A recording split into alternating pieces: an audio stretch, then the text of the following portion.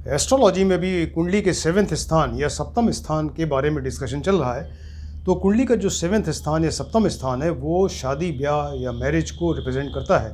तो मैरिज एक important subject है जो कि वो सेवेंथ स्थान को देखकर आप पूरा डिटेल्स व्यक्ति के बारे में जान सकते हैं। उसकी शादी ब्याह के बारे में काफ़ी डिटेल्स मालूम किया जा सकता है। तो शादी ब्याह से रिलेटेड जो सब्जेक्ट है मिलापक, इसको मिलापक कहते हैं, यानी लड़के लड़की की शादी के पहले उनकी जो कुंडली मिलाई जाती है, उनके गुण मिलाए जाते हैं, तो उसको कुंडली का मिलान या उसको मिलापक कहा जाता है। राइट, उसको मिलापक कहते हैं। इसके बारे में डिस्कशन चल रहा है अभी।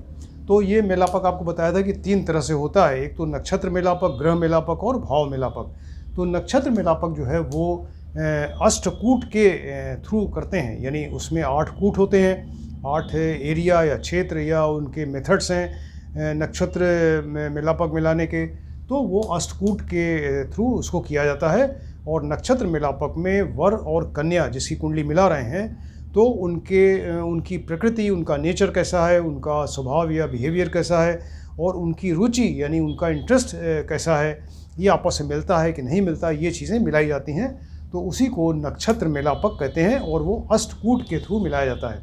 अष्टकूट में 8 मेथड्स होते हैं। तो आज जो टॉपिक है वो गण मैत्री है। गण मैत्री ये 6th नंबर पे आता है। 6th कूट है, 6ठा कूट है जिसको कि गण मैत्री कहते हैं। इसके पहले 5 कूट आपको बता चुके हैं, जिसमें कि वर्ण, वश्य, तारा, योनि और ग्रह मैत्री। राइट, तो ये वर्ण, वश्य, तारा, योनि और ग्रह मैत्री, ये 5 कूट आपको बताए जा चुके हैं। आज जो है वो 6th कूट है जिसका नाम है गण मैत्री। तो गण मैत्री जो है इसके थ्रू वर और कन्या की कुंडली मिलाई जाती है। इसको गण मैत्री या गणकूट कहते हैं। राइट, अब इसमें जो इस कूट को गण मैत्री जो है इसको जन्म नक्षत्र के थ्रू मिलाया जाता है। इसको जन्म नक्षत्र देखते हैं, वर और कन्या का जन्म नक्षत्र देखिए, उसके हिसाब से ये डिसाइड होता है। तो जन्म नक्षत्र क्या है? जन्म नक्षत्र का मतलब कि जन्म के समय चंद्रमा जिस नक्षत्र में था वही व्यक्ति का जन्म नक्षत्र होता है। तो वर और कन्या दोनों का जन्म नक्षत्र देखिए, तब उससे आपको पता चल जाएगा उनका जन्म नक्षत्र क्या है। इसके बाद फिर वो उनके गण देखते हैं कि गण कैसे हैं। तो गण जो होते हैं वर और कन्या के, ये 3 प्रकार के होते हैं। राइट, गण जो है वो 3 प्रकार का होता है, जिसको देवगण, मनुष्यगण या राक्षस गण कहते हैं। देव, मनुष्य और राक्षस गण 3 तरह के गण होते हैं।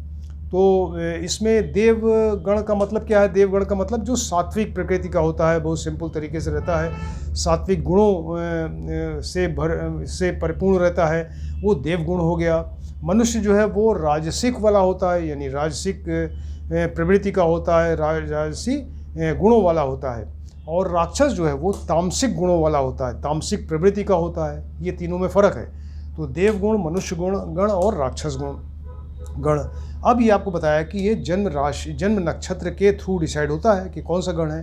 तो वर या कन्या ने का जन्म के समय कौन सा जन्म नक्षत्र था, उसके हिसाब से ये डिसाइड होगा कि उनका गण जो है वो देव है कि मनुष्य है या राक्षस है। तो ये आपस में मिलना चाहिए पूरा। अगर ये मिलते हैं कायदे से गण तो आपस में, तो उसको 6 गुण दिए जाते हैं। इसमें 6 पॉइंट्स, टोटल 36 होते हैं। 36 में 6 पॉइंट्स इनको मिल जाएंगे अगर ये इनके गण आपस में मिल रहे हैं। राइट, अब ये जन्म नक्षत्र से देखते हैं। तो अगर वर या कन्या का जन्म नक्षत्र यानी जिस नक्षत्र में पैदा हुए, तो वो अगर ये देखिए इसमें अश्विनी, मृगशिरा, पुनर्वसु, पुष्य, हस्त, स्वाति, अनुराधा, श्रावण और रेवती। राइट, अश्विनी, मृगशिरा, पुनर्वसु, पुष्य, स्वाति, अनुराधा, श्रवण और रेवती नक्षत्र में अगर व्यक्ति ने जन्म लिया, यानी चंद्रमा जन्म के समय इन नक्षत्रों में था, तो उसका वर या कन्या का जन्म नक्षत्र ये हुआ। और जन्म नक्षत्र ये सब होने से वो देवता गण में आ गया। राइट, वो उसको फिर कहेंगे कि देवगण में उसने जन्म लिया। अब देखिए मनुष्य गण में क्या है कि अगर व्यक्ति का जन्म, वर या कन्या का जन्म इन नक्षत्रों में हो, यानी भरणी, रोहिणी, आर्द्रा, पूर्वा फाल्गुनी, उत्तरा फाल्गुनी, पूर्वाषाढ़, उत्तराषाढ़, पूर्वा भाद्रपद, उत्तरा भाद्रपद, अगर इन नक्षत्रों में यानी चंद्रमा जन्म के समय इन नक्षत्रों में से किसी में था, तो वर या कन्या का जन्म नक्षत्र ये होगा। भरणी, रोहिणी, आर्द्रा, पूर्वा फाल्गुनी, उत्तरा फाल्गुनी, पूर्वाषाढ़, उत्तराषाढ़, पूर्वा भाद्रपद या उत्तरा भाद्रपद, और फिर वो जो वर या कन्या है वो मनुष्य गण की कहलाएगी या मनुष्य गण का वर होगा, राइट। इस तरह से ये राक्षस गण है। देखिए, तो अगर ये जन्म के समय नक्षत्र ये है, यानी कृतिका, आश्लेषा, मघा, चित्रा, विशाखा, ज्येष्ठा, मूल, धनिष्ठा और शतभिषा, इन नक्षत्रों में किसी में एक में व्यक्ति ने जन्म लिया, यानी चंद्र नक्षत्र या जन्म नक्षत्र उनका कृतिका, कृतिका, आश्लेषा, मघा, चित्रा, विशाखा, ज्येष्ठा, मूल, धनिष्ठा या शतभिषा है, तो उस व्यक्ति का गण जो होगा वो राक्षस गण का होगा, राइट। इस तरह से ये देखते हैं कि वर और कन्या दोनों का जन्म नक्षत्र क्या है, उसके हिसाब से आपको ये गण पता चल गया कि देवता गण के हैं, कि ये मनुष्य के हैं या राक्षस गण के हैं। अब जो देवता गण वाला आपको बताया कि ये तो सात्विक प्रवृत्ति के हैं, तो इनका नेचर ही अलग अलग तरह का होगा। अगर देवगण का है, देवता गण का है वो वर या कन्या, तो ऐसा व्यक्ति जो है फिर बहुत ही दयालु, धार्मिक, इस तरह का प्रवृत्ति वाला होगा, सात्विक प्रवृत्ति का होगा, और इसके अलावा उसमें जो है उदार प्रवृत्ति का होगा, वो दूसरों की भलाई करेगा, परोपकार होगा उसके अंदर, राइट। और वो सहनशील होगा, बहुत ज़्यादा सहनशील होगा, और इसके अलावा बहुत ही लोकप्रिय होगा, लोकप्रिय भी होगा। तो इस तरह का व्यक्ति जो है वो देवगुण वाला होगा। इसके इस तरह के गुण होंगे। अगर मनुष्य गण वाला है, अगर उसका गण मनुष्य है वर या कन्या में, तो इनमें क्या होगा, ये सौंदर्य प्रेमी होंगे। ये मनुष्य के जो गुण हैं, सौंदर्य को प्रेम करने वाले। इसके अलावा व्यवहार कुशल होगा, ये मेन चीज़ है, व्यवहार कुशल बहुत होगा, प्रैक्टिकल होगा लाइफ में, साहसी होगा, और इसके अलावा एक्टिव होगा, क्योंकि उसको कर्म करना है सर्वाइव करने के लिए, एक्टिव होगा। वो दूरदर्शी होगा और अपनी प्रतिष्ठा और यश के लिए काम करेगा। उसको अपनी प्रतिष्ठा, सम्मान और ये यश की एक उसको चाहने की प्रवृत्ति होगी, उसको चाहेगा कि ये चीज़ें मिले हमको, राइट। इस तरह का नेचर होगा। राक्षस प्रवृत्ति का अगर राक्षस गण का है तो उसका नेचर डिफरेंट होगा। राक्षस वाला बहुत ही धूर्त होगा, वो चालाक टाइप का होगा, और बहुत ही साहसी, पराक्रमी, और बहुत ही जिद्दी टाइप का, क्रोधी और अभिमानी, और इसके अलावा दूसरों की निंदा करे, दूसरों का नुकसान कर दे। इस तरह का व्यक्ति जो है वो ये राक्षस गण वाला होगा। तो तीनों में कितना फ़र्क है, देखिए, देवगण, मनुष्य गण और राक्षस गण। अब इनको आपको देखना है कि वर और कन्या में कौन सा गण है उसका, राइट। तो अगर इसमें एक चीज़ और कि ये इसके पहले ये गण मैत्री है। गण मैत्री में आपने 3 गण देखे, इसके पहले ग्रह मैत्री देखा था। तो ग्रह मैत्री में तो वो ग्रह मैत्री के 5 ही गुण मिले, लेकिन इसमें 6 गुण मिल रहे हैं। लेकिन फिर भी जो ग्रह मैत्री है 5 नंबर पे, जिसके 5 ही गुण मिलते हैं, वो इससे ज़्यादा इम्पॉर्टेंट है। ग्रह मैत्री जो है वो ज़्यादा इम्पॉर्टेंट है। व्यक्ति का नेचर, उसका बिहेवियर, उसका इंटरेस्ट, सब कुछ उसी पे डिपेंड करेगा, ग्रह मैत्री के ऊपर।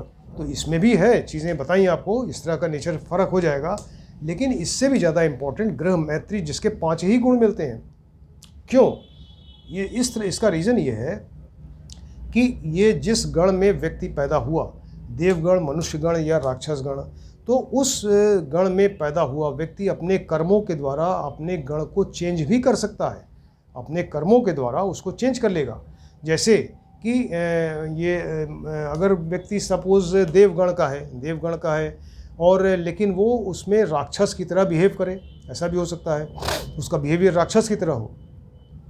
तो जैसे एग्जाम्पल के लिए देवराज इंद्र जो थे, देखिए देवताओं के राजा इंद्र थे, तो वो देवगण के थे, देवताओं के राजा हैं, वो देवगण के थे। लेकिन वो पूरी लाइफ में उठापटक करते रहे। वो राक्षसों से मुकाबला करना, ये दांव पेंच खेलना, इसको ये राक्षस को इसको मारें, उसको मरवाएं, या ये इसका वरदान जो है इसके अगेंस्ट में कोई वरदान ले लें शिव जी से। तो इस तरीके से काम करके वो थे देवगण के, लेकिन वो राक्षस गण की तरह ही काम करते रहे।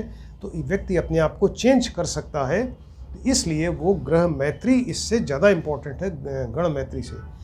और एग्जाम्पल देख लीजिए कि जैसे राक्षस गण में कोई व्यक्ति पैदा हुआ तो अपने गुणों के द्वारा, अपने कर्मों के द्वारा वो अपने आप को चेंज कर लेगा। जैसे प्रहलाद देखिए, हिरण्यकश्यप के लड़के हैं, बेटे हैं प्रहलाद। तो हिरण्यकश्यप राक्षस गण के, उनका बेटा प्रहलाद वो भी इसमें राक्षस गण का था। लेकिन उसने अपने कर्मों के द्वारा, वो सिर्फ नारायण को ही मानते थे, विष्णु भगवान को मानते थे, उनको ही सब कुछ मानते थे।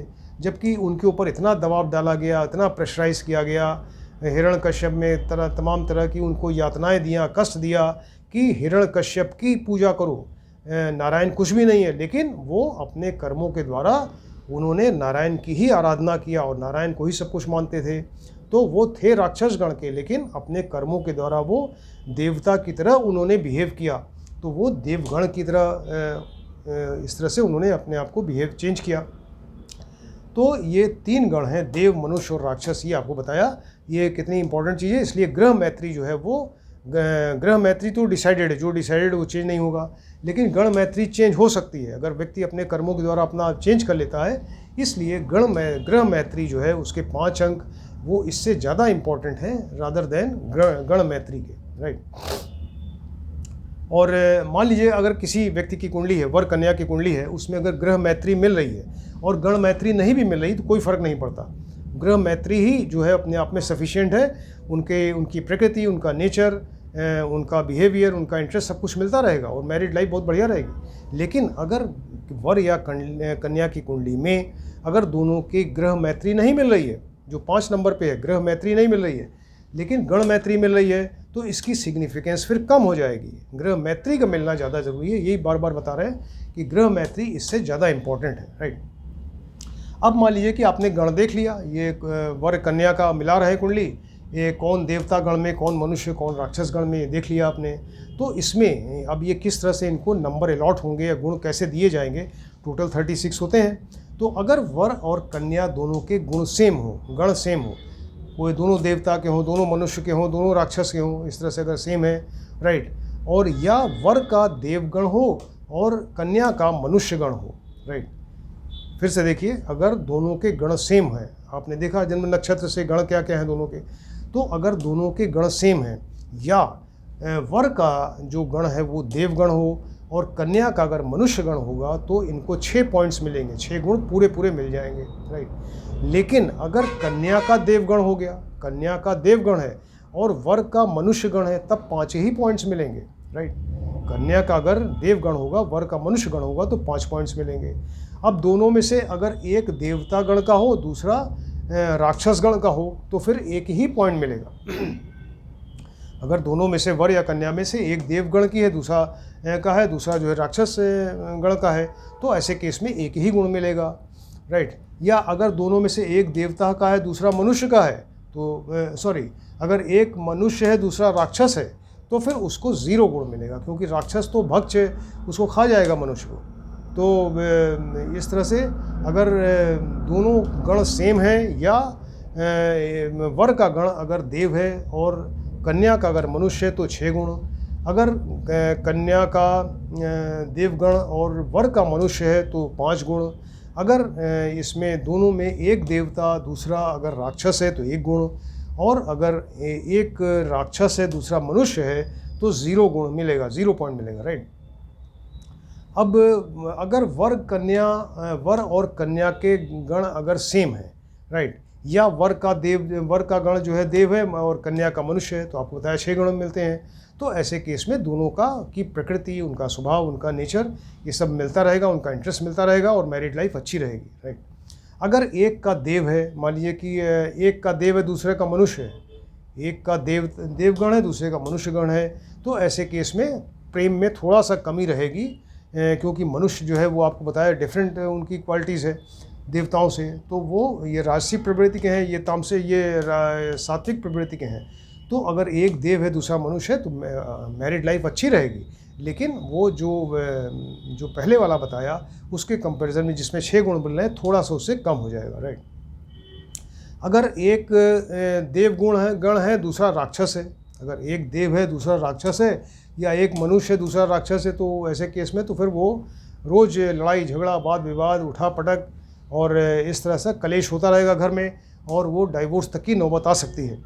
तो अगर एक का गण मनुष्य हो, दूसरा राक्षस हो, या एक देव हो दूसरा राक्षस हो, तो दोनों आपस में लड़ते रहेंगे पूरी ज़िंदगी, और वो मैरिड लाइफ बिल्कुल नर्क तुल्य हो जाएगी, नर्क की तरह हो जाएगी, राइट। ये आपको बताया कि ये जन्म नक्षत्र देखिए, जन्म नक्षत्र से उसका गण देखिए वर और कन्या का, और उसमें तब डिसाइड करें कि ये गण आपस में मिल रहे हैं कि नहीं मिल रहे हैं। अब इसका परिहार, इसका सलूशन क्या हो सकता है? मान लीजिए कि ये 0 गुण या 1 गण मिल रहा है, 1 गुण मिल रहा है, राइट। उसमें एक का मनुष्य दूसरे का राक्षस, या एक का देवता दूसरे का राक्षस है, तो वो 0 या 1 गुण उसमें गुण मिल रहा है। ऐसे केस में क्या परिहार? तो ऐसे केस में वर और कन्या दोनों का जन्म राशिश देखिए। जन्म राशिश यानी जन्म राशि जो है उसका लॉर्ड, यानी चंद्रमा जहाँ बैठे हैं जिस राशि में जन्म कुंडली में, तो उस राशि का लॉर्ड क्या है, तो जन्म राशिश हो गया। तो अगर दोनों के जन्म राशि सेम है या आपस में मित्र हैं, तो ऐसे केस में इसका अगर गण मैत्री नहीं भी मिल रही है तो उसका परिहार हो जाएगा, और उसको मतलब वो दोषपूर्ण दोष उसका ख़त्म हो जाएगा, राइट। या दूसरा भी तरीका है कि मान लीजिए वर और कन्या का जन्म राशि देखिए, और अगर आपस में नहीं भी मिल रहे हैं तो उनको आप नवांश कुंडली में देखिए, D9 कुंडली में।